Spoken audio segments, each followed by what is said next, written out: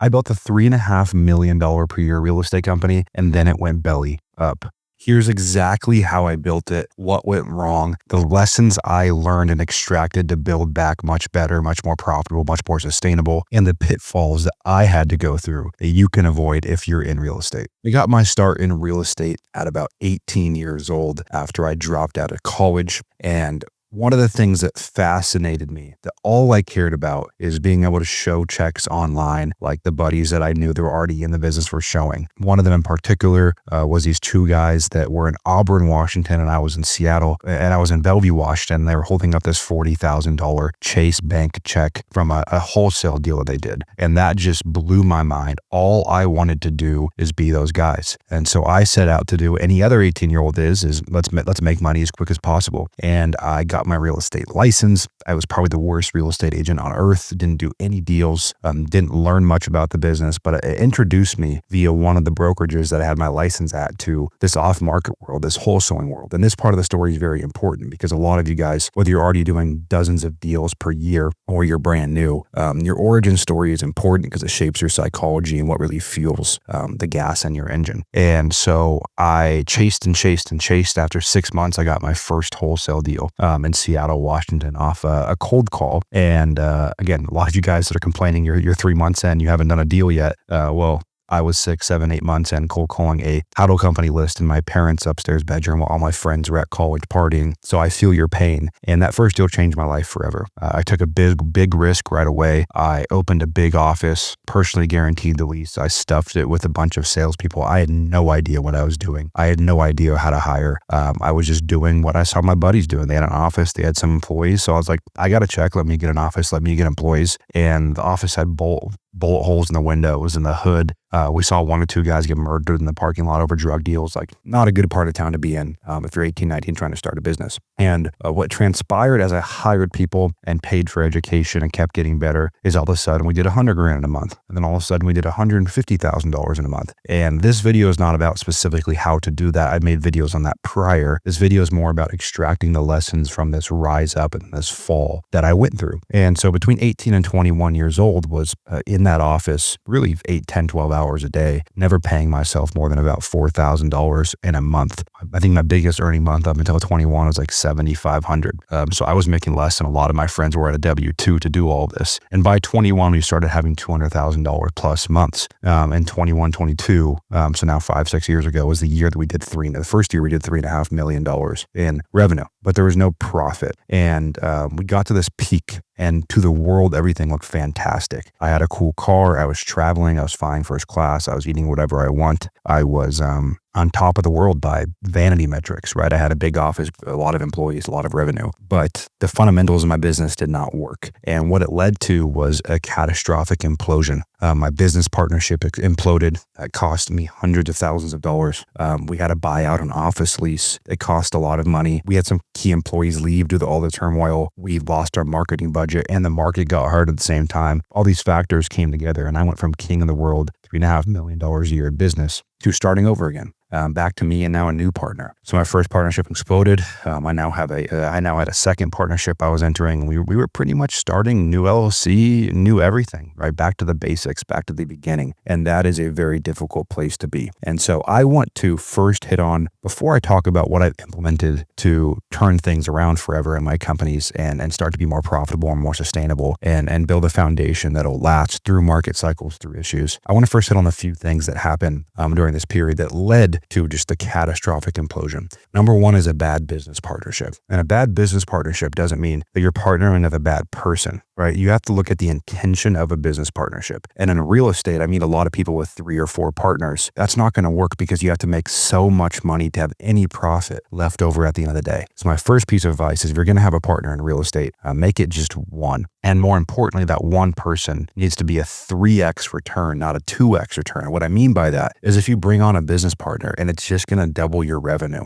you're doubling a lot of complexity for the same amount of profit or less, right? Let me break that down for you. So if I'm running a business and I'm doing $500,000 a year and I bring on a partner and we grow to $1 million per year, yeah, that's awesome, but I'm making the same amount of money, but now I have to deal with this marriage. And so make sure whoever you're partnering with are going to amplify your efforts to a 3-to-1 return, where instead of doing 500 grand a year, we're going to do $1.5 million or 2 million by joining as a partnership because our skill sets complement each other. One of the main things that led to this massive demise of the first time I had a big run up in business, in my real estate business, was due to a partnership that had imploded. And when a partnership implodes, you have bank accounts you're dealing with, entities you're dealing with, you're buying a partner out or they're buying you out. You got legal bills. It can get messy, even if it's amicable, which in the long term, it ended up being decently amicable, but it can get really, really, really messy. And I've had a lot of successful partnerships that are still lasting to today and some failed ones. And more often than not, they go awry at some point. Very few last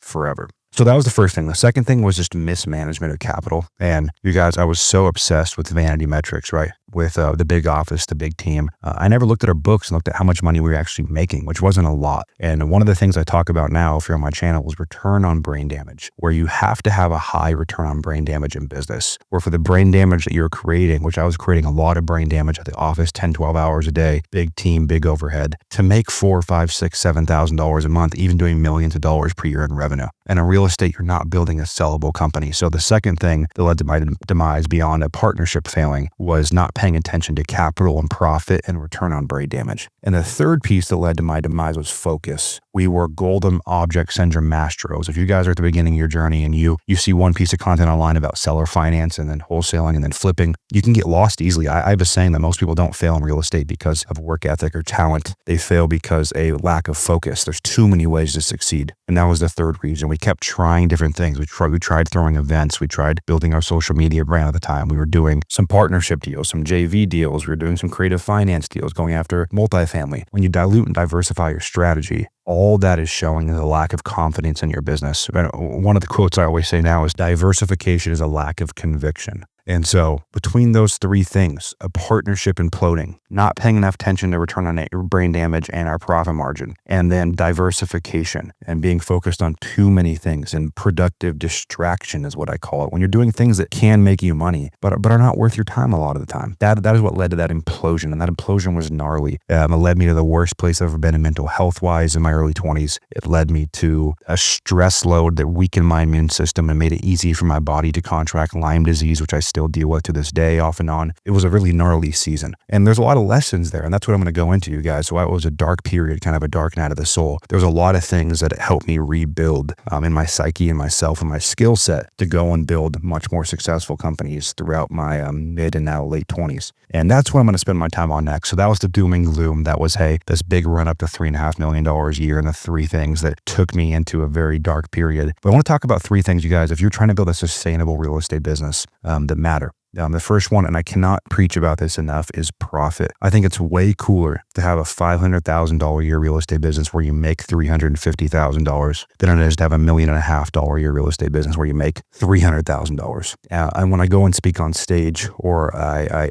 talk to people in our community, one of the main things I ask is, would you be happy with a business that paid you $1 million per year? A real estate company, a flipping company, a wholesaling company. Would you be happy with a flipping, wholesaling, developing company that paid you $1 million per year take home? And virtually no one says no. And so my thing to everyone is always focus on that first. Build something. Do enough wholesale deals and flips, which this can take 5, 7, 10 years, but that's the power of focus. Get to that number and to decide how you want to diversify your focus. But get to that number first. So the first thing is profit and creating a lot of it, because you're not building a sellable business. You're building a profit business, which is not a bad thing, by the way. The liquidity events in real estate are enough to make you very wealthy if you manage your profit and your money correctly. So focus on profit, return on brain damage, and don't chase vanity metrics. Who cares about your unit count, how many rentals you own, how many deals you do, how many employees you have, how big your office space is. All that matters is what you're taking home and that you're living the life that you want to live. And you're building yourself your dream business. You're not building a prison like so many people do in this industry. So that is number one. Number two is follow the rules of simplicity. And the rules of simplicity in real estate is per $1 million per year of revenue you want to do. And if you want to create $1 million of profit, you need to do 2 to 3 million of revenue. So per $1 million a year in revenue you want to do, choose one geographic area a couple counties. Don't try to be a virtual nationwide wholesaler. If you don't have to be, if you have to be, that's different. But if you're a flipper wholesale developer, try to stick in your backyard. So number one, geographic area. Number two is asset class. Don't be the person that masters single family and land and multifamily and commercial all at the same time. Master one asset class per $1 million per year in revenue, but much more really. Three is exit strategy. Don't try to be the seller finance and wholesale innovation and flipping maestro. Choose one of those. And then marketing strategy. Choose and master one marketing strategy per $1 million per year you do in revenue. And if you're new to my channel, I put out plenty of videos on mastering and choosing a marketing strategy for your business. So follow the core 4 rules of simplicity: one geographic area, one marketing channel, one asset class, one exit strategy per $1 million per year in revenue you do. So if you do that and you focus on profit, you'll be ahead of most of your competition. And number 3 is be a responsible business owner, you guys. Have clean books, file your taxes, have a good CPA, a good bookkeeper, a good accountant, have good SOPs and processes, document your business, delegate instead of abdicate, right? If you go back and you watch the last 5 videos on my channel, diving deep into delegation, building your team, and you just implement those, just the core principles of being a good business owner, you'll be in a good place. And no matter what direction you choose in real estate and what thing you choose to lean on, if you do those 3 things, if you stay focused and you focus on maximizing return on brain damage, if you lean into the core 4 pillars of simplicity, right? One asset class, one marketing channel, one exit strategy, and one geographic area per $1 million per year in revenue that you do, and you just practice the core principles of being a good business owner, you will win in this business. And real estate, the upsides are exponential. You always have product market fit. There's always people that need to sell. So you're in an amazing industry, massive liquidity events, tons of opportunity. But don't be me. Don't be the guy that builds the millions of dollars per year and has to learn the hard way. Extract the lessons from me and my page. And if you're not subscribed here, I put out new lessons every single week from a lot of the failures that I've been through.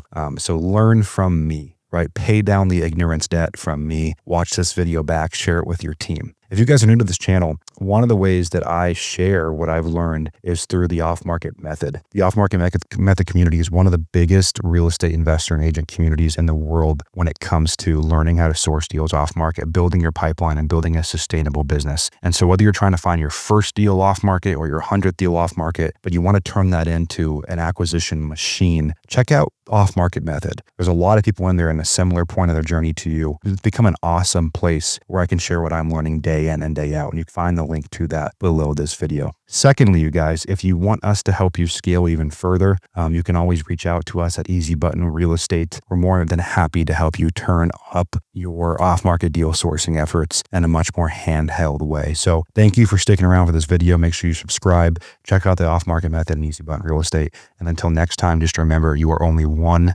deal away.